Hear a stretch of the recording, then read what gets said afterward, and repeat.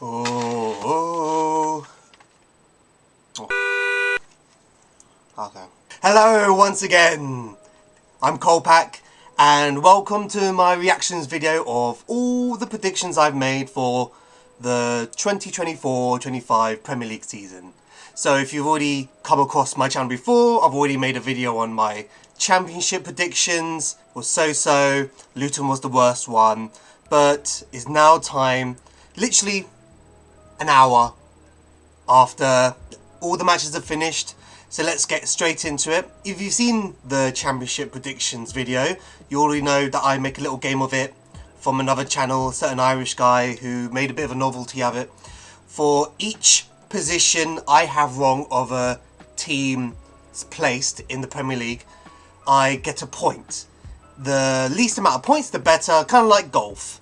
So for example, if I predicted a team to finish 10th and then they finish 20th, then I'll go 11th, 12th, 13th, 14th, 15th, 16th, 17th, 18th, 19th, 20th. So that's 10 points. So the idea is to be as low of a tally as possible. I'm going to aim for 90. I'm going to try and be very realistic with this. So I hate hindsight. Let's get into it. 20th, Leicester. So already we have one wrong. Even before the season started, you and I and we all knew which three teams were going to get relegated. It's just a matter of which place they were going to finish at the end of the day. But evidently so, I've already got it wrong. I honestly thought Steve Cooper would have stayed in the job a lot more longer than he already did. I mean, how long was it? About 10, 12 games. And then all of a sudden Ruud van Nistelrooy comes in. And even though to some extent he did okay with PSV, you think he would have done a lot more better, at least challenge for that 17th place position. However, you can really tell the limbo of the Championship and the Premier League, where it's just a great disparity between the talent between both pools. And I got it wrong. They finished 18th. That's so yes, 2 points. So I'm going to put on top of here. Let's hope I'm still on the 90. 19th, Southampton. This is the one I regret the most, because I don't know why I gave Southampton this much credibility. I should have known better how Russell Martin would have failed. And I don't want people to fail, I don't want players to fail, I don't want teams to fail. But there comes a time where you have to realise, if people aren't going to change their tactics to adapt to a new league, then they deserve what's given to them. Southampton were shockingly bad this season, and as much as the other coach, I can't remember his name, what's his name? Ivan Juric, that's the name. Even though he came in and he didn't do hardly any good of a job either, Russell Martin has a brand of football which is seen around the world. When it works, it works. When it doesn't, it doesn't. And then you need to adapt when it doesn't work. You can't just put players under the bus in the pursuit of your one philosophy and run them under the bus, and then if you get sacked and then you get a top job like Vincent Kompany did. It's not, I don't think it's right. I don't rate managers who only have one philosophy. There's a lot of backlash with Ruben Amorim at the moment, where people calling him a fraud and the like, because he doesn't change his tactics to the players that he has at his disposal. But Russell Martin, I believe, is just as much of a culprit of that than anybody else who's been in the Premier League at the moment. But again, I'm wrong. So you can already see that every single team I have in the relegation zone, I got wrong. Just 1 point, but it would have been great to have just at least one team got the prediction right. 18th, Ipswich. Ipswich for me this season, near enough done a Luton. You can tell the comparison to Leicester and Southampton.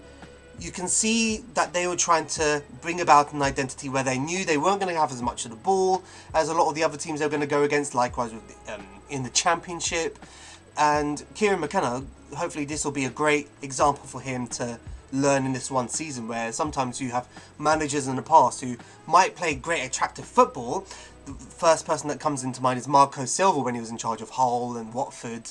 But then there needs to come a point of having that defensive capability to instill into a team, and then you can succeed then in the Premier League. So who knows? Hopefully this will be something that Kieran McKenna really learns from, and a lot of the players. But I have a lot of respect for Ipswich, because they kept a lot of the players that they had in the Championship, and football at the end of the day should be driven by merit. But again, another one wrong, another point on my tally. That puts me on to 4. So let's see who survived in my predictions. 17th, Brentford. Could you blame me? Last season, everybody talked about Newcastle having so many injuries in their squad.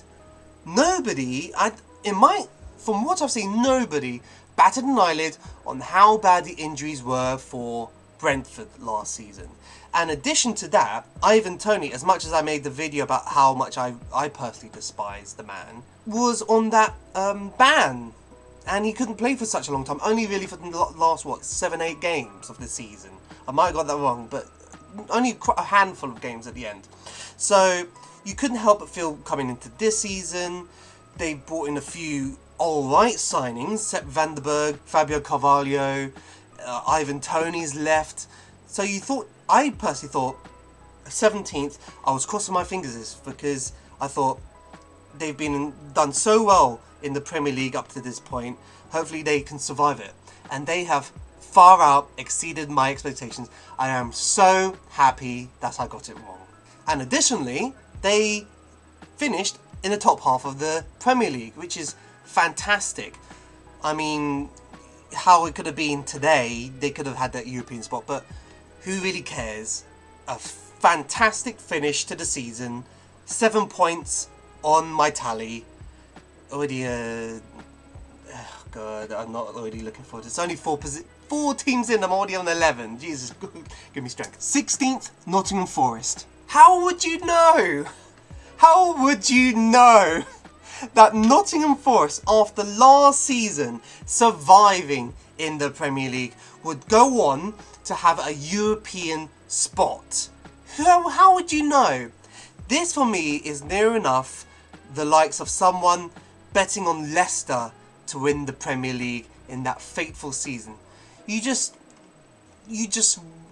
go with the wind, essentially. Nottingham Forest blew this season out of the water. Sure, they didn't have very good form at the end of the season, but it was another team that just done so incredibly well and really put the Premier League on top of its head into thinking, oh, all the top 6, the big 6 will always obviously finish in the top 6. Hopefully Newcastle, Aston Villa will change a few bits here and there. But no, Nottingham Forest did. Credit to Nuno. That's another 9 points. So I'm on 20 now. Oh no! 15th, Bournemouth. What a gem Areola has been this season. He has a great identity with the players at his disposal. I suppose this day and age, when you have the right manager coming into a team with the right players at his disposal, obviously his philosophy will be complemented as such. But then it also comes to a point when you take a team like Bournemouth, who aren't statured like a Premier League team, and they again exceed expectations, even finishing above Brentford. For a top half finish for the teams like Brentford and Bournemouth and Brighton, it can't be nothing other than a very good season. I predicted them 15th, they finished 9th. And that's 6 points, 26. I have a feeling oh no. Positive vibes. Keep the positive vibe out of it, come on. 14th, Brighton. Brighton for me this season wasn't necessarily a team you saw, quote unquote. And by that I mean you don't really see a lot of the plaudits talk about how great Brighton have been, how terrible Brighton have been, how the players have been. I mean, the other week when I watched Brighton against Liverpool, there were some players in the Brighton team who I'm sure played week in, week out. But I just had no idea because there's not a lot of headlines or videos as such talking about how great these players are. Mitoma has still had a fantastic season. And I'm hoping that James Milner reaches that record all-time appearance holder, because that would be such a great swan song for him. Being from a 16-year-old lad playing for Leeds to reaching that record in his 40s. That's what I'm so hoping for. And yet another 6 points. That puts me on 32. I think this has been as bad as the Championship predictions. Oh, Lord. 13th, Fulham. I'm shocked Fulham didn't finish higher in the league. They had so much quality in their ranks. And for me personally, this Fulham team reminds me a lot of squads in the yesteryear, where you had so many recognisable players from different parts of different teams, from different Premier League teams, and put them into one team, and you think to yourself, what a well-constructed team. How very imaginative that you bring one player from Wolves, one player from Brighton, one player from Burnley, one player from Sheffield United, and you put them all together, and not necessarily like a team of misfits, but a team of different cogs that can work amongst each other. But I'm very shocked that they didn't finish in the top half of the league, because they've done so well. I mean, look at the 2 games against Brentford. They fought back so vigorously, which I hate. Don't get me wrong, I hate it. I hate how he lost that Harry Wilson goal at Craven Cottage. That is for me the goal of the season, and I hate it so much that only Brentford would concede that kind of goal. But another 2 points, that puts me in 34. We have 12 teams left. Come on, we can do this. Get to less than 90. We can do this. Come on. 12th, Wolves. I'm shocked in hindsight that I put Wolves this high up. Unlike Southampton, even Southampton was just the one place higher than they actually were. Wolves finished 16th, they finished 12th. And I feel if they acted sooner on sacking Gary O'Neill and bringing in Vitor Pereira, they could have at least been a bit more closer to 12th. With Pereira, they seem much more of a mid-table team between, I'd say, 8th and 13th. But it was a bit too late for them, in my opinion. They collected a lot of wins during the latter part of the season.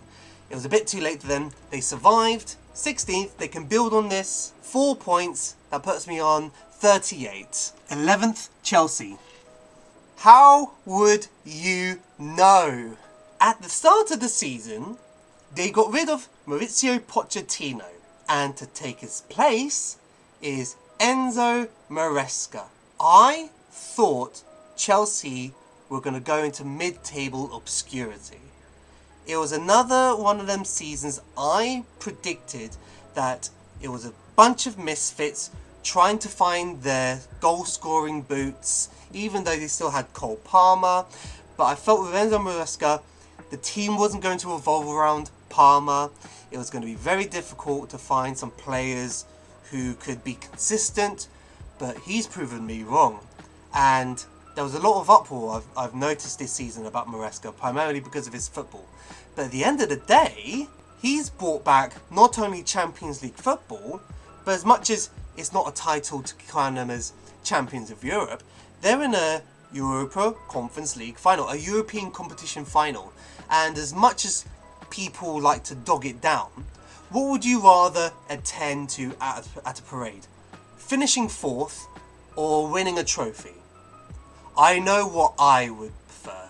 So 7 points, we're halfway through. I'm on 45 points. I don't think I'm going to hit that 90, be below that 90, because as you can tell, there's a couple teams I haven't said yet which are really going to turn this upside down. Good Lord. 10th, Everton. I can't believe how good David Moyes is still as a manager. Not to the sense of him aging like fine wine, but he knows exactly what he wants out of his players even after all these years, and somehow it goes to show him and Everton work. I think it's criminal how he was scapegoated at West Ham with the kind of football that he had, that West Ham thought they were too big of having that kind of football facilitated at the London Stadium. And credit to Everton for finishing above West Ham in that retrospect. Nothing against West Ham, but sometimes in hindsight is a terrible thing, because there comes a time when you make decisions and you kind of miss what you once had. I mean, they finished 13th. After all this time of always being in contention of being relegated, they were rather safe and secure. And I had my doubts when they sacked Sean Dyche. I thought to myself, Sean Dyche is an incredibly safe manager, a great personality. How are you going to get better finding another manager who can not only have that, but more? David Moyes, that's who. So that's another 3 points. I'm on 48, I believe. Ninth, West Ham. What a shocker. West Ham has the stadium. They have the training facilities. They have the fan base. They have European pedigree. They have the funds. They have the chairman. They have the players. And it's all gone to pot. I don't rate Graham Potter. Him, for me, is near enough a Russell Martin incarnate, where he has been rewarded so much of his career, take away Sweden, with mid-table mediocrity. And sure, you could argue it's great how he has been with Brighton, where he kind of got the ball rolling with them being a prominent Premier League team. But sometimes I feel he jumps the wagon a bit too quickly, where he should build on something to put his efforts into use, into showing how he can do one project for a good amount of years, say 4 or 5 years, instead of just jumping wagon every 2-3 years. I don't rate Graham Potter, and I think he does somewhat of a disservice to himself, because Osterlands is the only team that he's been able to manage for a long period of time, where now he's been along the likes of Swansea, Brighton, Chelsea, and now West Ham. And I feel like when I've watched West Ham this season, they've been a bit more worse with him. There's no identity with how he brings his tactics into the West Ham team. For me, West Ham seems more like a team where you give them the basics and then they can spice something up. Where I understand some teams, especially in the Premier League, are very rigid. You need to do this, you need to do that. And when this happens, you do that. But with a lot of the West Ham players, you give them the basics of where they need to be, and then they can cook something up, and then it works. It seems very jaded. And as such, I predicted them 9th. They finished 14th, surprisingly. I thought they'd be a lot more worse this season. But that's another 5 points. That puts me on 53. 8th, Crystal Palace. They finished 12th. They've still finished around that position that they've been for such a long time. But wow, what a great season for Crystal Palace. I mean, don't take it from me. If you've listened recently to all the TalkSport Crystal Palace fans who've called in talking about what this means to them, this is a great example of why football is more than life. Not only just having mid-table security, but finally winning a cup. That's what this is all about. I mean, a lot of people talk about trying to compare a team season or winning a cup between them and Arsenal. Sure, Arsenal are going to play in Champions League football next season.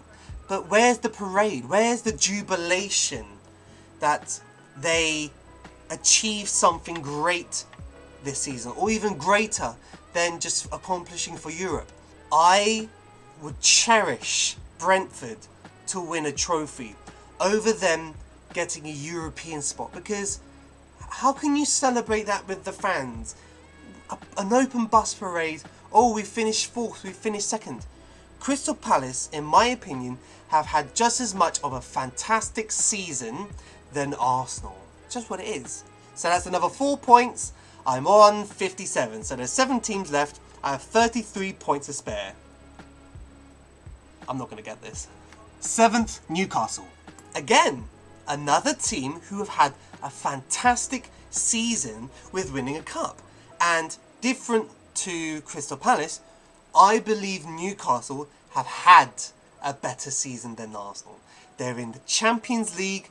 They have a cup to their name. Eddie Howe is the pinnacle of English managers, and any English people who are aspiring into becoming coaches and aspiring to become managers should definitely look to Eddie Howe, because he's cracked the code. He's cracked the code of having attacking, fluid football, but at the same time having great defensive capabilities. They are sound defensively, they are sound attacking. It's the best of both, and they've been rewarded for it this season. I mean, think of the time when he was at Bournemouth. Everybody gave such promise and praise to the kind of football he had, but defensively they were atrocious. Then he moved to Spain to learn from Diego Simeone before the season, with Atletico Madrid, to learn about the defensive capabilities one team should have when they're attacking and then coming back. He's a winner. He is a winner, and I hope he wins more during his career. He's still so young. There is so much room for improvement for him as well. He can go up there with Newcastle, I believe. And even though I was 2 positions off, again, I'm glad I'm wrong, because Newcastle have been so great. 6th, Aston Villa. No way! Yes! Yes! I got one! No way! Oh! I thought because yes! I thought because I got the bottom 3 wrong with Southampton, Ipswich, Leicester, whichever way they finished, I thought I would have no teams predicted right. I got one right! Yes! I got one right! So, not only did I get it right with the championship with Plymouth, but I got one right with Aston Villa. Yes! I'm so happy! I can't wait to see the Aston Villa versus Man United match that's just happened now, because I've seen a lot with how Unai Emery has reacted with some of the decisions. I've seen a couple. I've not seen Martinez getting sent off. I've seen the penalty. I think that was a penalty. But maybe that's the very thing that got me this prediction right. I'm still on 59. There's a chance. Okay, there's a chance I can be under 90. Please, please. No more wrong decisions from here. No more wrong choices. No more wrong predictions. We can do this. 5th, Man United. No.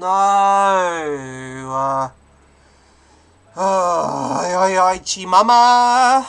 It's not looking good. Oh no! Oh god!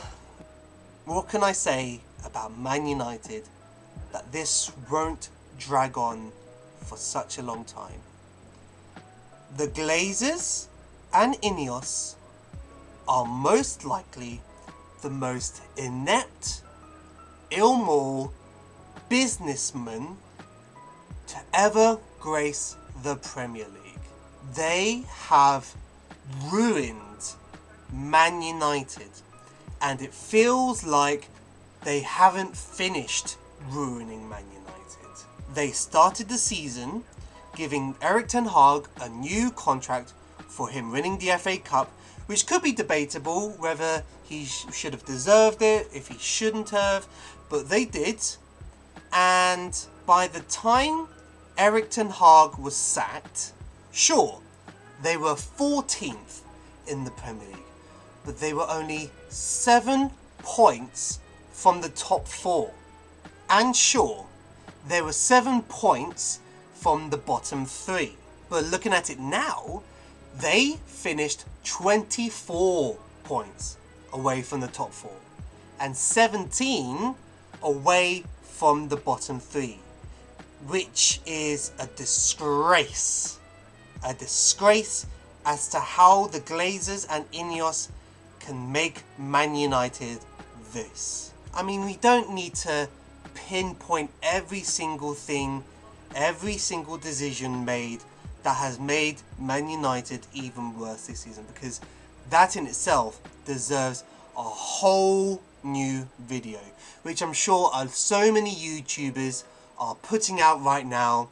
So that's probably going to be something that I personally won't do, because, you know, sure, there's other teams that I'm more than happy to make a video about, whether it's for sports or whether it's a personal touch from myself, hence the recent Tottenham video when they won the Europa League. But for me, it's just a mountain of disappointment that for the Man United fans, I feel so bad for you Man United fans, because All that money spent on the travel, all that money spent on the ticket, and what do you get? You get a half-assed football team who most of them probably don't want to be there. You have a stadium that's crumbling as we speak, every breath we take. And you have some inept businessmen who feel cutting a person's wage by £350 a week is going to make a difference to the £300 million debt, or even more, that they have. I mean, I can only think that Jim Ratcliffe is so relieved he doesn't have to pay so many of the players that bonus if they won that Europa League final, let alone the barbecue. The sooner Ineos and the Glazers go, the better the Premier League as a whole will be, because they are, in my opinion, a toxic stain on the sport. Nobody would ever want businessmen owning their club like this, because it could ultimately lead to even worse things. How can it get better? We know how it can get worse. They finished 15th. That is criminal. 4th, Spurs. Look, I made my peace with Tottenham in that video. I still rated them very high for you Tottenham fans out there. I read the comments. Don't worry about that. I read the comments. Why are you talking about my club butt out? No way. This is a hub for talking honestly about things, getting things off your chest, and it's on the internet forever. Whichever way you want to look at it, you have the right to disagree with me. I have the right to disagree with you. We can agree to disagree.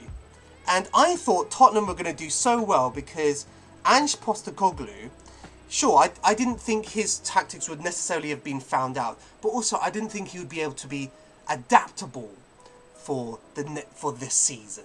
They have severely underachieved, but they won a cup.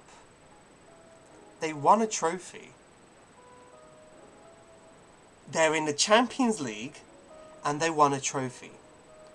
Did they have a better season than Arsenal? Yes. Tottenham had a better season than Arsenal. But that isn't to say that they've had a happier season. And by that, I mean they've lost 22 times in the Premier League. Yeah, that's where I'm going to stand.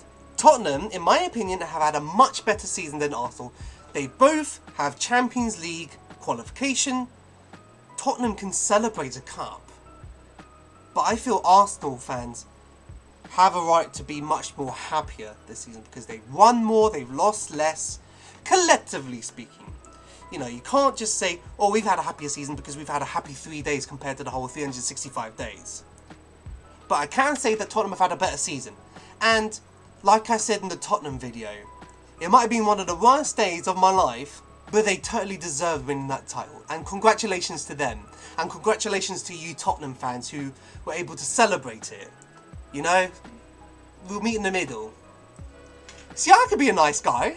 So let's count this up. 1, 2, 3, 4, 5, 6, 7, 8, 9, 10. I think we've done it.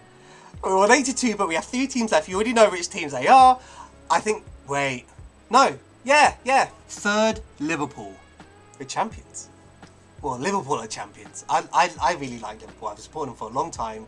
Even though Brentford's my one, I like Liverpool. And I'm happy that they won the league. But to put it into context, if you asked me between Liverpool and Brentford, would I prefer, and it was the last game of the season, Liverpool against Brentford, would I prefer Brentford to win so they avoid relegation, or would I prefer Liverpool to win so they're the champions of England?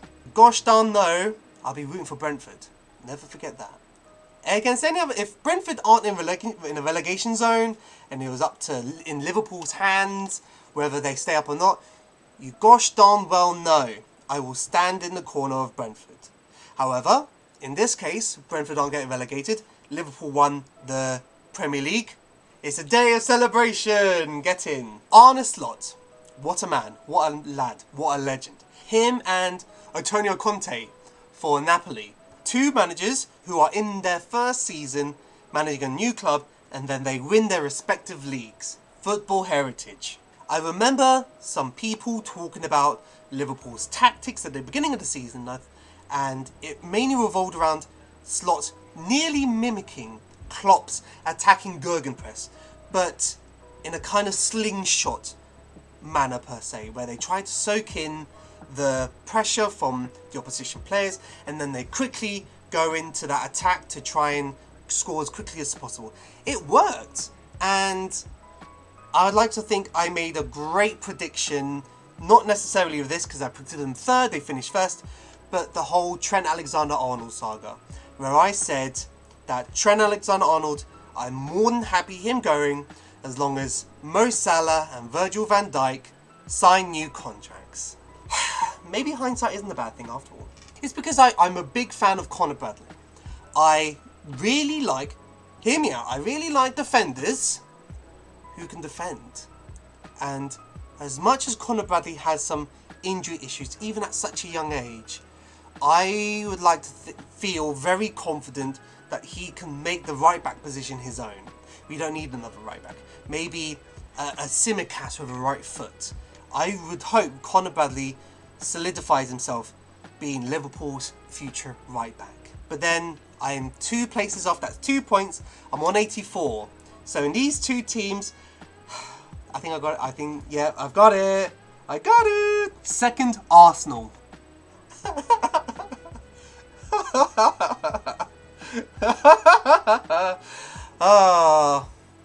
Who else could it be? Who else would be finishing second of the league? If you're thinking Arsenal, you're correct. Knowledge. Arsenal are the nearly team at this moment in time. And it's a great shame because I'm a fan of Mikel Arteta. I like him. I like how he asserts his boss aura into the team. He knows what he wants. He knows how to get it. But he is still so young that he is prone to inept decisions in terms of, in this case, making excuses and transfers. If Arsenal had an actual striker, then I believe Liverpool would have had much more of a fight on their hands for top spots. And of course you're going to have some, well, I'm not going to say some Arsenal fans, just only one in particular, that Thai guy. Can't stand the bloke because of, I can't stand delusional people. I'm not going to sit here, still so young on this YouTube channel, being delusional about making all these wild accusations and wild predictions without understanding the reason behind it. I'm not going to say, this is this because of this. Arsenal, just the nearly club at the moment. And lo and behold, that's 2 predictions I got right. So, it's a celebration all around. Maybe I should have my own top bus parade. First, Man City. How did they finish third?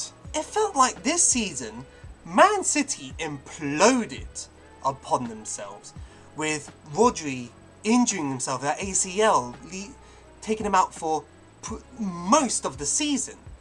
And I went to watch Brentford at Griffin Park against Man City in that 2-2 draw around the middle of the season. I was so thankful to be able to watch this. I believe this was the first ever Premier League game I got to watch with Brentford, because I really enjoy much more of the cup competitions, even though we did lose against Plymouth this season, but we'll forget about that. And we were losing 2-0, but then somehow we came back 2-2, and to a great extent, yes, it was because Brentford did so incredibly well to come back to earn that point. But you had to be there to see how much of an implosion Man City put on themselves. And it's weird because I really rate Gundogan, I really rate Kovacic, I really rate Kevin De Bruyne. But it felt like the main cog that was Rodri was missing, and they didn't know how to function. And then coming into the rest of the season here, they finally found their feet, they found their boots, and then they thought themselves potentially could have been second if things played out right for them. I put Man City first because I honestly thought it was just a status quo of Man City winning the Premier League over and over and over again, making it an incredibly predictable league, likewise of Ligue 1 or to an extent Bundesliga. But I was wrong, and I'm so happy I'm wrong, because you want to have a bit of variety with the sport that you love. I mean, don't get me wrong, at the end of the day, if things plan out well for Man City away from the court, they deserve all their titles, they deserve all their cups. But it gets a bit boring and it gets a bit repetitive. And I was wrong, thankfully. They finished third. I thought they were first, 2 points. That puts me on 86. And there you have it. All my Premier League predictions. I wanted to get at least 90 points. I didn't want to get over. I got 86. A great success. I got 2 teams right. Great success. I'm very sad, however, about the relegation predictions. I was off with Leicester by 2. I got Southampton wrong. I got Ipswich wrong. I feel like whoever makes these prediction lists, it will ultimately be these 3. A lot of people could get right or feel aggrieved that they got wrong. But no, I'm so happy with that. Hindsight isn't a bad thing after all. So anyway, let me know if you enjoyed this video, that's it. It's not an episode, it's a video.